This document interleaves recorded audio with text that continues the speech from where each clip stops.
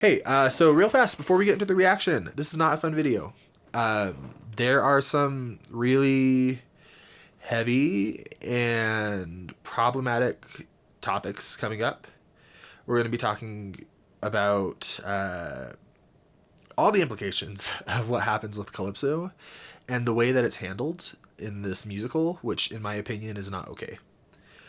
We're going to be talking about how to handle that both as a human but also as a writer.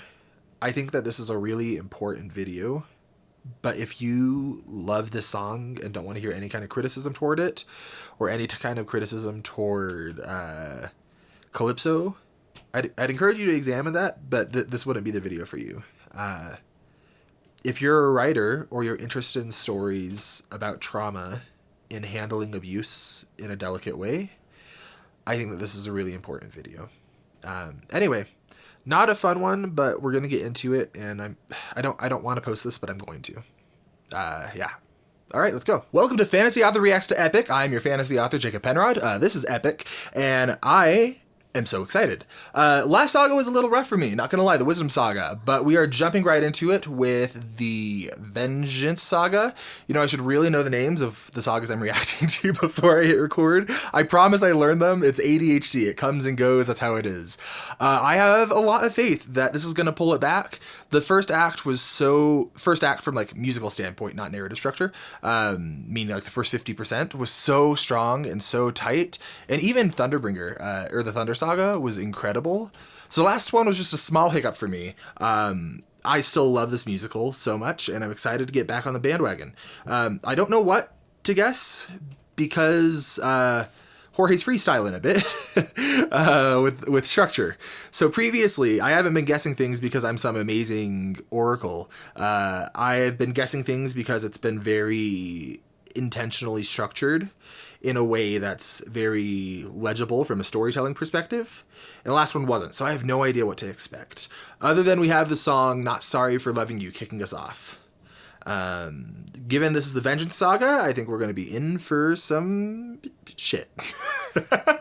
I'm excited. Let's find out. This is by Crieo, and it was only posted 2 weeks ago.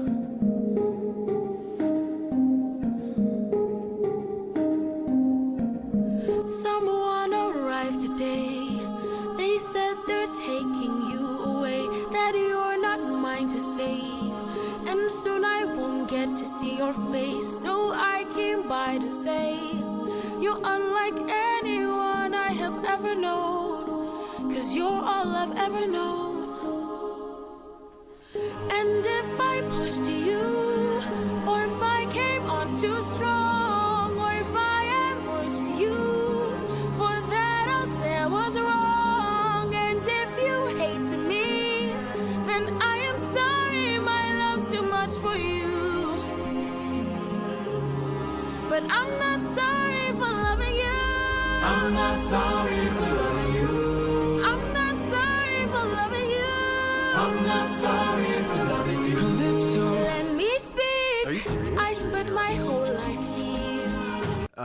Real fast, this animator is doing an incredible job. They are immensely talented, and the performances and the music is incredible. I have some issues from the standpoint of handling touchy details as a writer.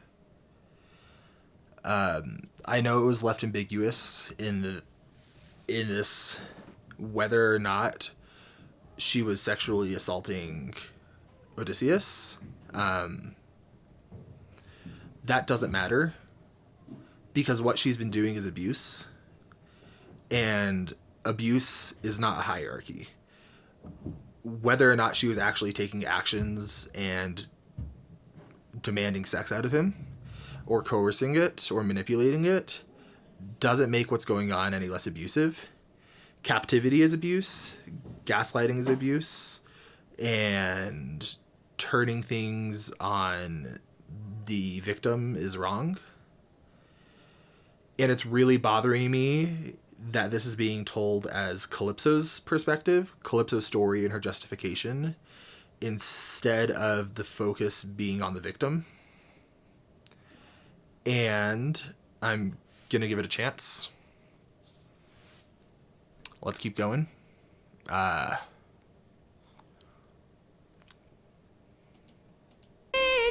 I spent my whole life here, was cast away when I was young, alone for 100 years. I had no friends but the sky and sun, so when you washed ashore... Abusers are people too. And both from a human perspective, that's important to know and remember. Also from a writer's perspective, that's important to know and remember. With a caveat that we'll get to in a bit. This is, again, one of Jorge's strengths, is that he brings humanity to his antagonists, and he helps you understand where they're coming from. My issue right now is this is not... We're getting told the abuser's story. And I'm not going to shy away from that word. That's what it is. It would be a disservice to call it anything else. I don't care if it was sexual abuse or not.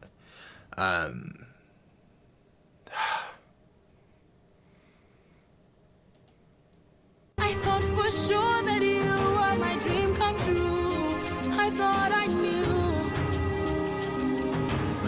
So if I pushed you, or if I came on too strong, or if I ambushed you, for that I'll say I was wrong. And if you hate me, then I am sorry, my love's too much for you.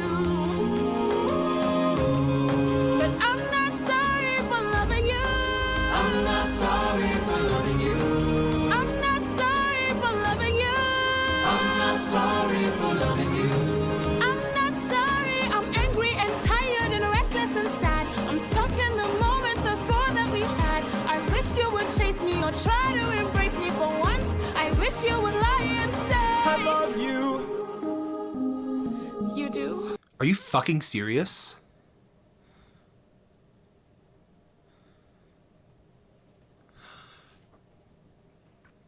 I cannot believe it just said that.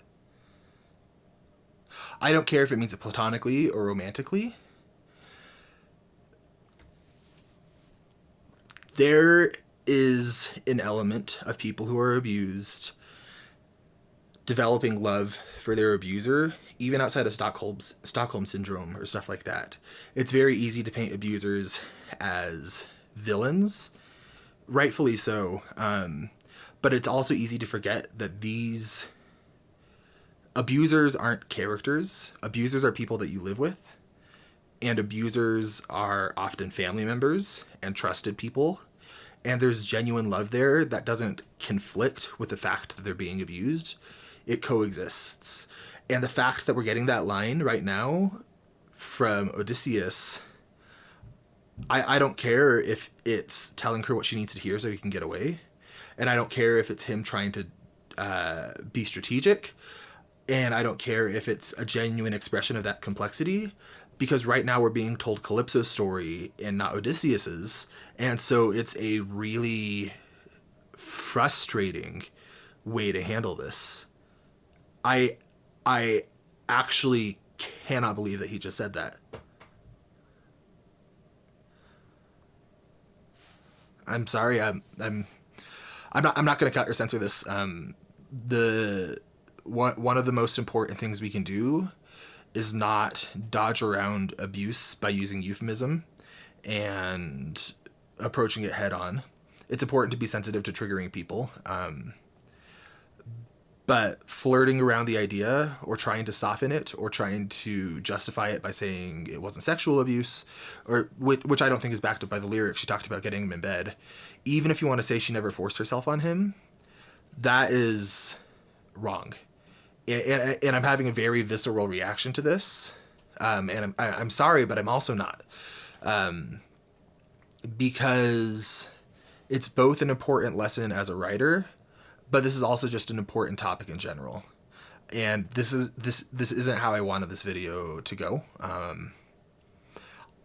don't think he can save this. I don't care what Odysseus is about to say. I don't think he can save this. But not in the way that you want me to. I hate that I fell in love with you. I hate that I fell in love with you. Why did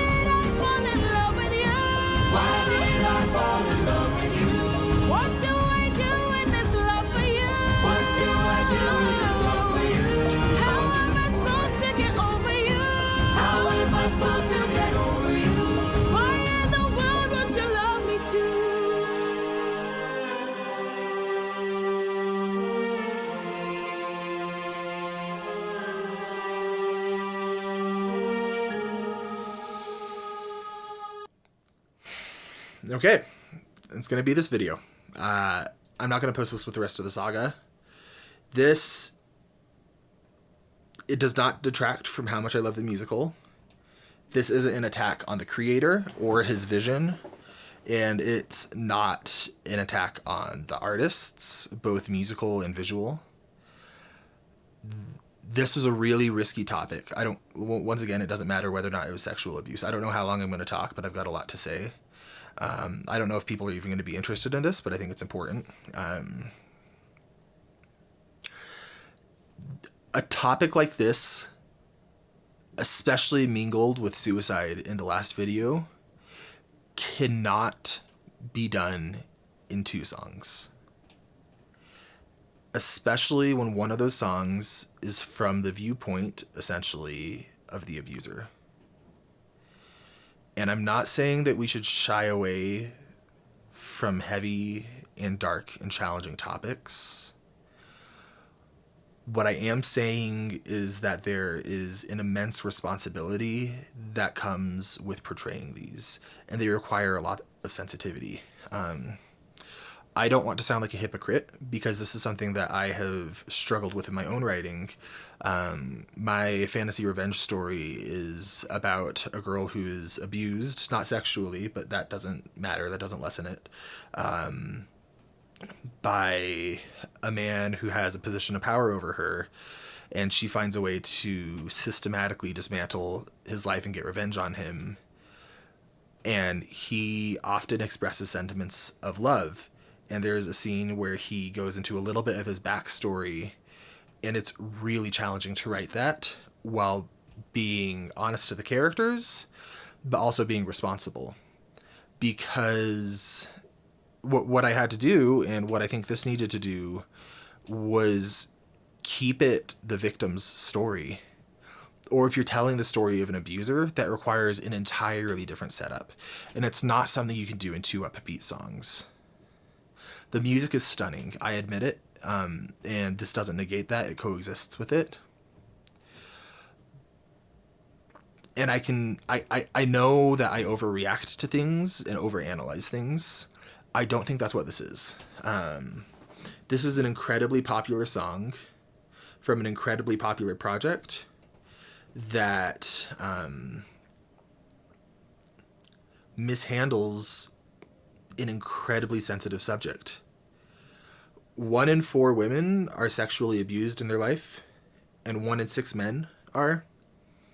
And I think 1 in 10 children under 18 are. That sounds too low, actually. So I might have that wrong. These are just off the top of my head. And that's just sexual abuse. It doesn't cover other types of abuse. And sexual abuse is more than just sex. And what Calypso is doing here was unequivocally abuse. And we need to call it out for what it is. And it's okay to tell abuse in your story. It can be productive to tell abuse in your story.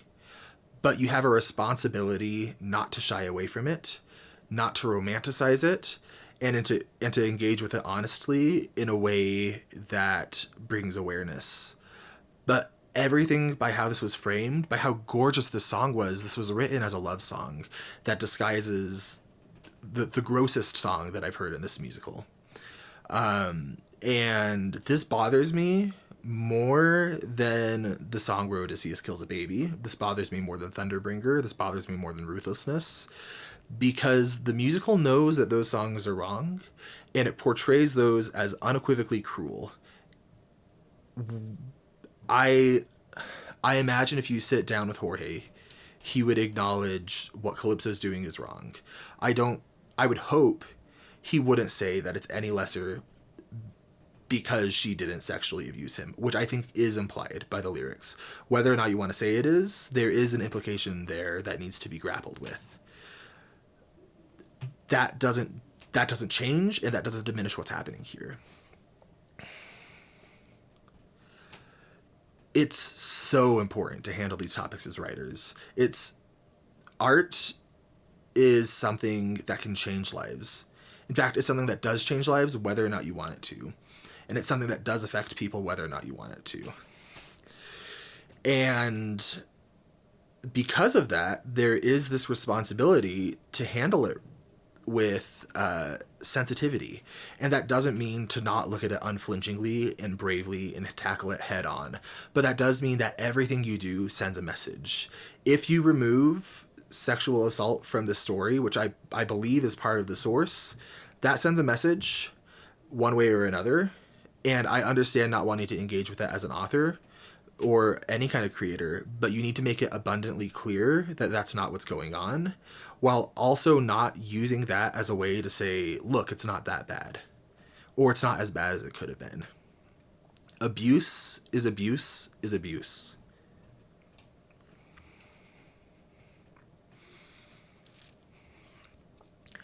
I haven't had any kind of sexual abuse in my life, thankfully. But everybody, statistically, knows survivors of abuse. If you don't, that's not because you don't know them. That's because they haven't disclosed it, which is a totally valid and fair thing.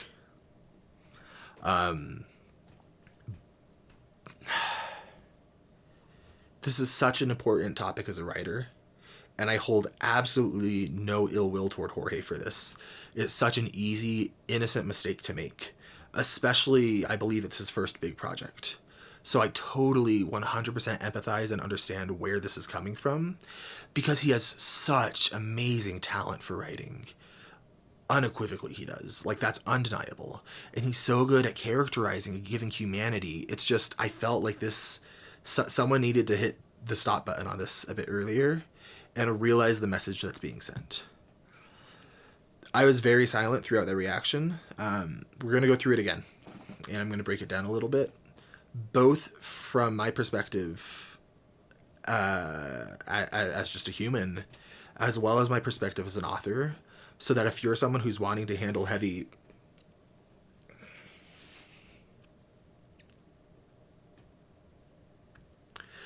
So that if you're someone who's wanting to handle heavy themes in your story, that you're able to navigate it. I apologize for getting worked up over this. No, I don't, actually. Because this is so important. And this affects lives of a fourth of all of the women that you know.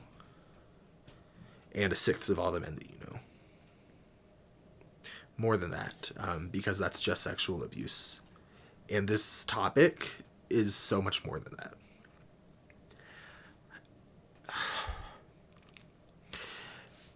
So when I get emotional and worked up, that's not me hating this. That's me caring and being so passionate about this topic.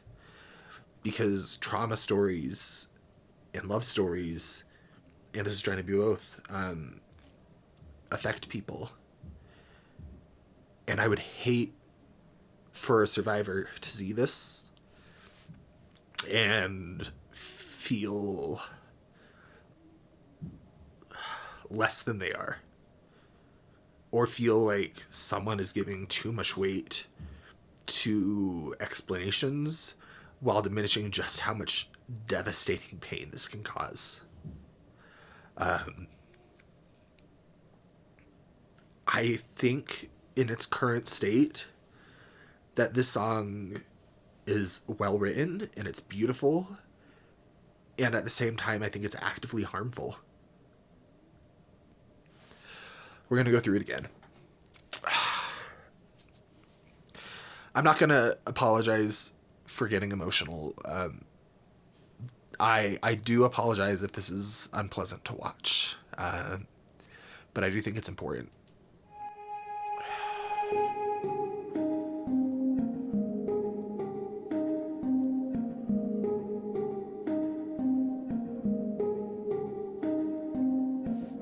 Someone arrived today. They said they're taking you away. First thing to keep in mind as a writer is first impressions matter. When you start a scene, which is essentially what these songs are, they're scenes. When you start a scene, the perspective that we get grounded in at first is the perspective that the audience is going to latch onto. That's gross. So right off the bat, I think that's where this started going wrong. Is Odysseus was driven to suicidality, and he was abused, and we're starting from the perspective of his abuser. That you're not mine to save, and soon I won't get to see your face, so I came by to say. Jorge is so talented at making his characters relatable and lovable to some extent, and complex and nuanced. And I can see so much of that strength here. It's just a matter of the framing. This is really a framing issue rather than a skill issue or a writing issue. And I said it before, it's such an innocent mistake. But it does have implications and consequences. You're unlike anyone I have ever known, 'cause you're all I've ever known. And if I pushed you, Even with how she's talking, it's just textbook abuse. She's very well written as an abuser. She's not saying, I'm sorry for this. She's saying, if I did this, I'm sorry. When she clearly did. And she knows it affected him because she saw him contemplating suicide.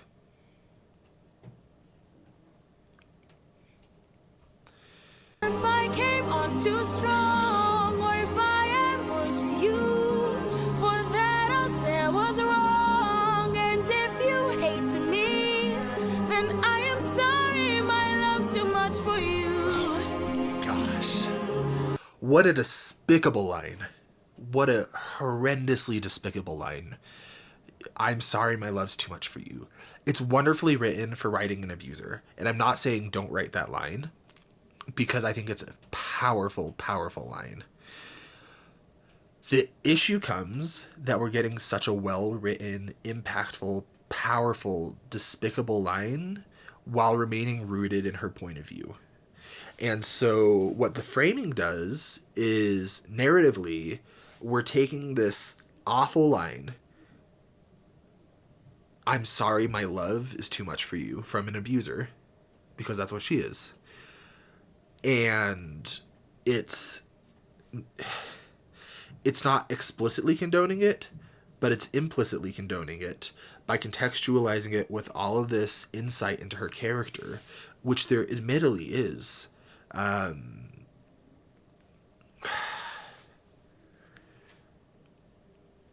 This is such an important lesson as a writer.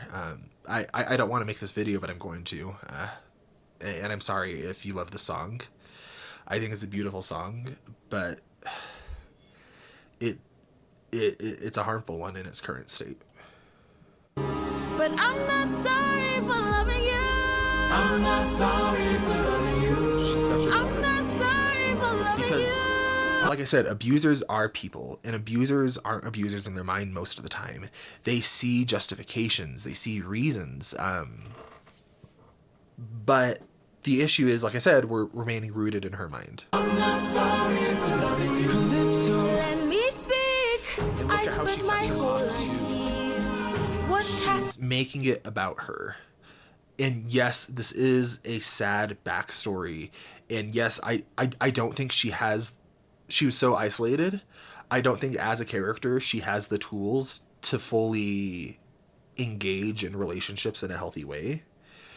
And I think this is a compelling character portrait for an abuser. Once again, it's just framing. My whole life here was cast away when I was young, alone for 100 years. I had no friends but the sky and sun. So when you washed ashore, I thought for sure that you were my dream come true. I thought I knew.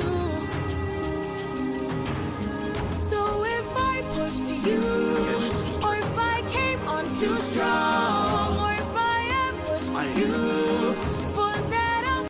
If you feel sympathy for this character, that's not wrong. And I think you should sit in that, because that's important. Because Jorge's done a really good job showing abusers are people. And it's easy to make them monsters because of the monstrous, horrendous actions that they do. But when you demonize humans, you turn them into characters that make it possible to say, like, that would never happen to me, or that's a fantasy situation.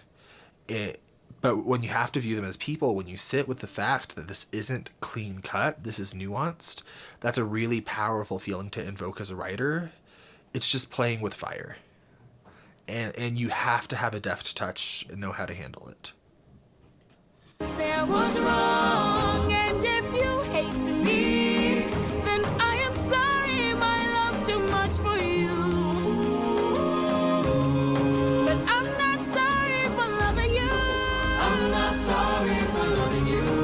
I'm not sorry for loving you. I'm not sorry for loving you. I'm not sorry. I'm angry and tired and restless and sad. I'm stuck in the moments I swore that we had. I wish you would chase me or try to embrace me for once. I wish you would lie.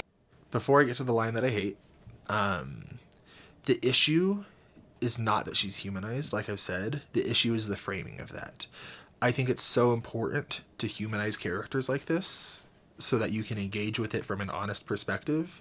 Because if you don't humanize them, then people are going to say that's not reflective of reality, and it gives them an excuse to not engage with them. But if you do make it nuanced, you force them to sit with it, and that's a powerful thing to do as a writer. I love you. The reason that line is an issue is because we're not in Odysseus's head. If we are using this line to explore the fact that sometimes a lot of the time, survivors feel love for their abusers, that's a powerful thing to explore. And if we're using that line to convey, a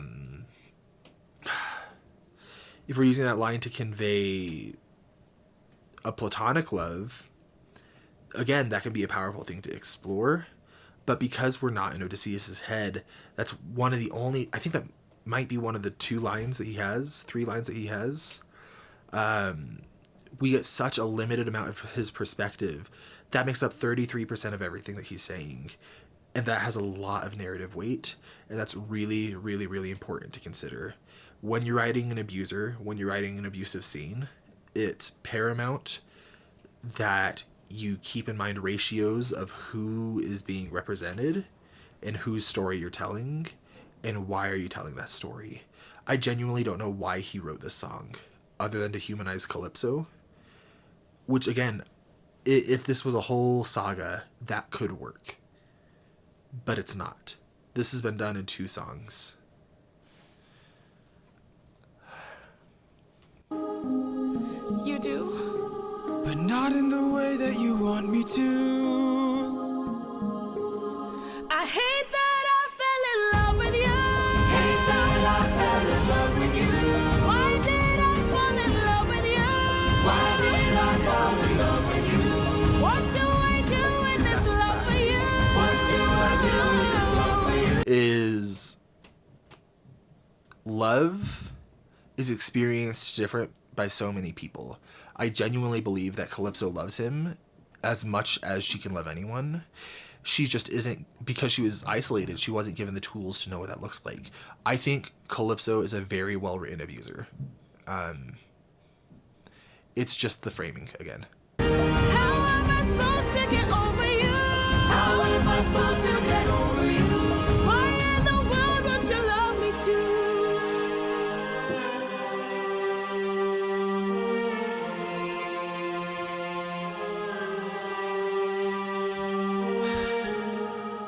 What a beautiful, horrendous song. It is so well written, and the characterization is so good. The issue is where we're placing this, when we're doing it, how it's being framed, and the softening of it that I anticipate coming from the community of saying it wasn't sexual assault, which again I think is implied by the lyrics. Again, abuse is abuse is abuse. You are not what happened to you. And if any of you have gone through something that resonates with what Odysseus has gone through in these 2 songs that we've been given with Calypso, my heart absolutely breaks for you, and I'm so sorry that you had to go through that. And I would be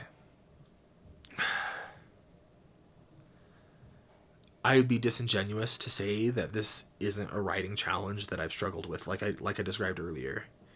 It's something you have to grapple with when you're writing trauma and complex characters and any kind of abuse.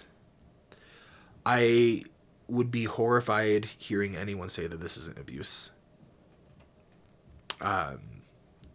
Looking at just the actions, even discounting all her dialogue, what she's doing is clearly wrong and clearly abusive.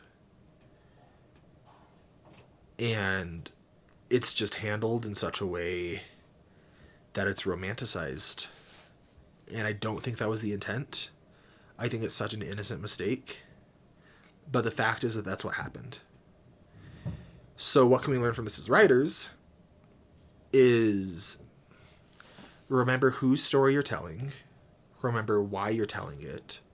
Remember that humans are humans. People are people.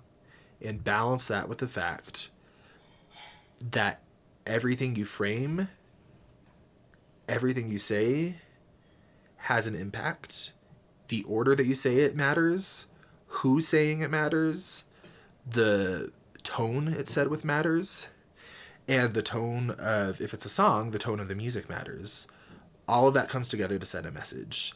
And in its current form, the message that this song is sending is, I'm sorry I loved you, but this was love. I did my best with what I had.